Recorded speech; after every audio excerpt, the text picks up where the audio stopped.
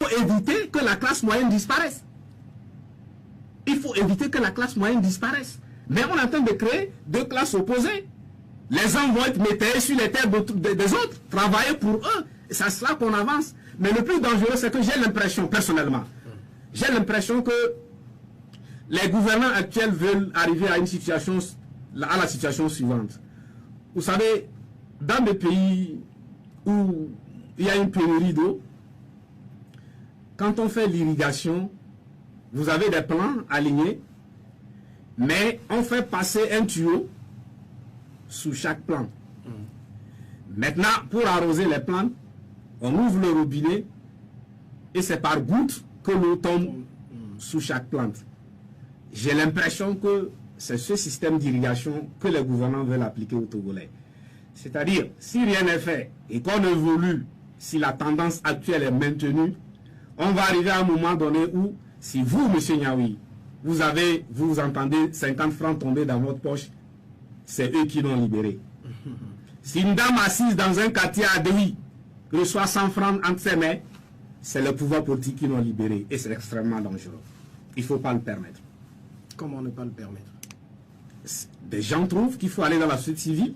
Il y en a qui pensent qu'il faut passer par la politique. Il y en a qui passent par l'opinion libre. Il y en a qui passent par la presse. Chacun a ses moyens. C'est la liberté, hein? La démocratie, c'est la liberté, disait Aristote. Si vous demandez à Aristote c'est quoi la démocratie, il vous dit la liberté. C'est tout. Mais c'est quand même une bonne nouvelle. Enfin, vous reconnaîtrez quand même que c'est quand même une bonne nouvelle, une avancée, qu'on permette cette diversité politique, cette diversité dans la société civile, ce pluralisme dans les médias. Elle n'a pas été accordée. La diversité n'a pas été accordée. La diversité n'est pas un don des gouvernants. La diversité, la liberté, la portion, la marge de liberté que nous avons aujourd'hui a été obtenue de haute lutte. En 90, j'étais à l'université. Tout a commencé à l'université, j'y étais, je sais de quoi je parle. Ça a été obtenu de haute lutte. Ça n'a pas été accordé, le peuple togolais s'est battu. Vous savez, il y a des idées qui passent, qui disent, oui, les Togolais, ils ont peur, ils sont trop froids, ils sont trop cool. Les Togolais qui sont tombés à la lagune de Baie n'ont pas été noyés dans leur chambre. Hein. La lagune de Baie n'était pas dans les chambres des Togolais qui étaient tombés. Ceux qui étaient tombés au feu au jardin n'étaient pas dans leur chambre. Ils étaient sortis. Et malheureusement, le Togo a enterré plus de citoyens que toute la sous-région réunie où on a l'alternance de la démocratie aujourd'hui. Donc les Togolais se sont battus pour obtenir ce qu'ils ont aujourd'hui. Qu'on leur dise pas, oui, quand même, aujourd'hui vous exprimez, vous êtes libre de parler, oui, vous êtes à la télé, avant c'était pas possible. Nous l'avons obtenu de haute lutte et des gens sont décédés pour ça, des gens sont tombés sur ça et je me prosterne sur leur mémoire. C'est de haute lutte, du sang a coulé. Donc il ne faut pas qu'on nous dise, oui, au moins aujourd'hui, acceptez, réjouissez-vous que ça a évolué. Non, ça je ne veux pas l'entendre.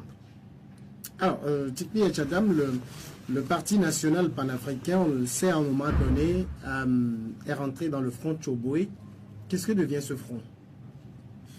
Le front Tchoboé a été créé dans des circonstances précises, pour un objet précis, et cet objet a été épuisé, et donc, à la veille des élections, le PNP avait quitté le front Tchoboé pour laisser la liberté à chaque membre, à chaque parti politique de Tchoboé de décider librement ou de donner librement sa consigne de vote.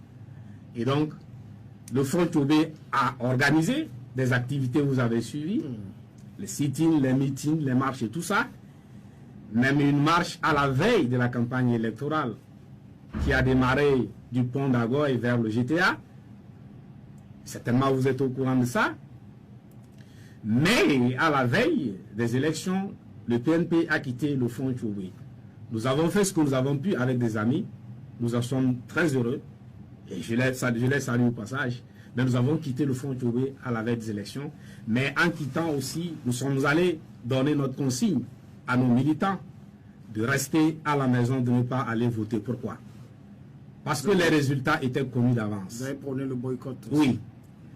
Les résultats étaient connus d'avance. Et nous avons dit à nos militants, que même avant les élections, si vous approchez le pouvoir, vous allez avoir les résultats.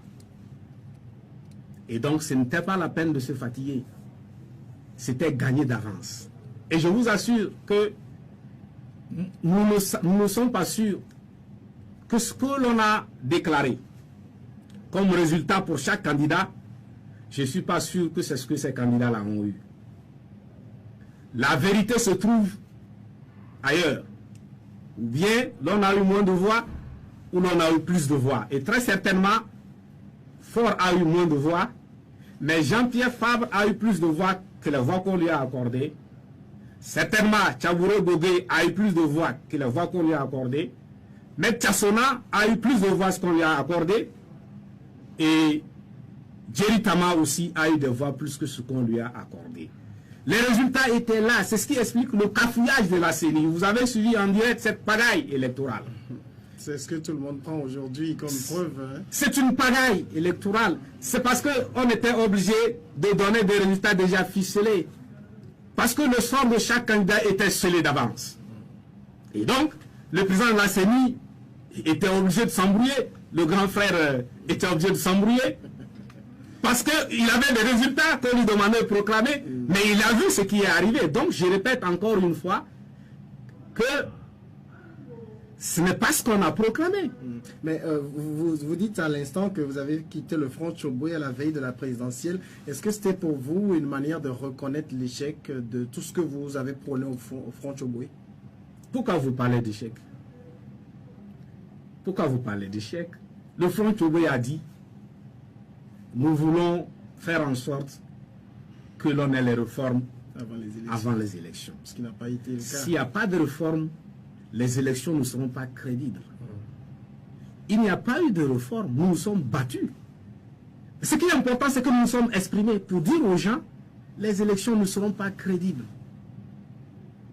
C'est gagné d'avance par le parti au pouvoir. Oui, si je vous pose la question comme ça, c'est parce qu'on a entendu certains du Front Tchoboué. Nous n'avions pas une obligation de résultat, M. Niaoui. Vous prétendent quand même vouloir bloquer les élections. On a entendu. Nous n'avons pas parlé de bloquer, nous avons parlé de boycott actif. Non, il y a des gens qui ont prononcé le mot bloquer les élections. Qui étaient membres, je ne vais pas en citer sur ce plateau, mais qui étaient membres du Front Tchoboué. Admettons que je vous l'accorde. Nous n'étions pas tenus par une obligation de résultat, mais une obligation de moyens. Et si nous avons mis tous les moyens à notre disposition pour protester et exiger la réforme. Est-ce que ce n'est pas parce que les résultats n'y est pas que vous dites ça aujourd'hui? Non, mais pourquoi nous l'avons dit au début? Nous ne sommes pas les nouveaux venus de la scène politique. Nous avons suivi la scène politique togolaise depuis plusieurs années, avant même 90. Donc nous savons où nous mettons nos pieds, donc nous pouvons anticiper. C'était une anticipation. Ce n'est pas parce que les résultats sont comme ils sont que nous en parlons. C'était facile de le prévoir, non? Le fichier électoral.